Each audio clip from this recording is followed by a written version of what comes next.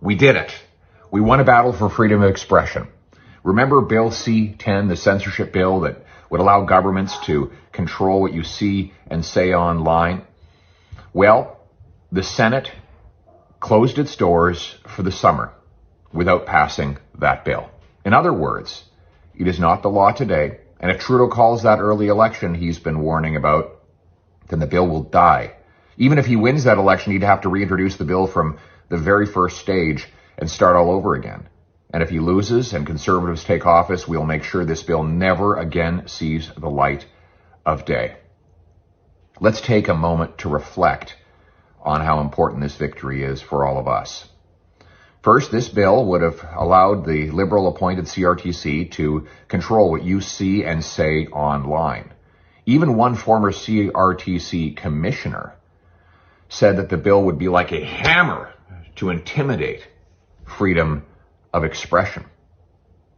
But you fought back. You signed my petition, shared my content, contacted your MPs and senators and told them no and hell no. We are going to fight back now and forever to defend our freedom to see and say what we want. The second lesson is that there are many people in our parliament who are fighting back on your behalf. Conservatives used every single procedural tool in our toolkit to delay and block this terrible bill from advancing. We stopped it from being rammed through the House of Commons, probably delaying it for about 3 or 4 crucial weeks that ran the clock and prevented the Senate, even though it has a Trudeau majority, from passing it.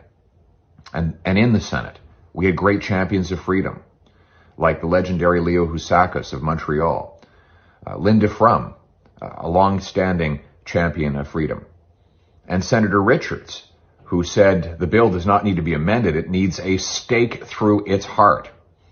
They and others stood up and fought back and blocked the Liberal majority in the upper chamber from passing the bill before the Senate closed its doors for the summer.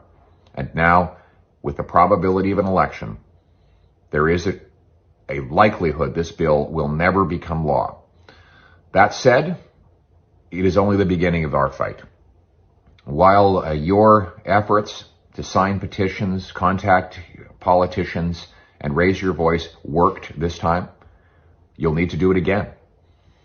There's no doubt that the authoritarian left, the liberal media, and Justin Trudeau's small group of power-hungry liberals will once again attempt to take away your freedom to express yourself online and in other ways.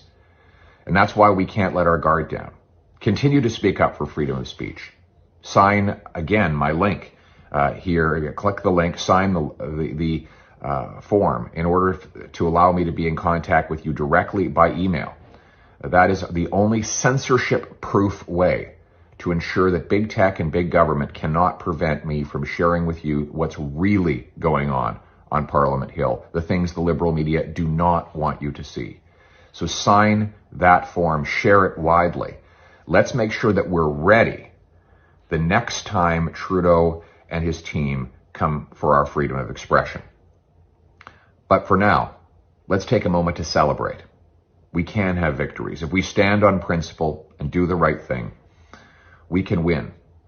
Not just this battle for freedom of expression, but win forever, because we inherited these freedoms from our ancestors, and it is our duty to pass them down to our children and our grandchildren so that they may enjoy the same free country that we've lived in and enjoyed for our lives.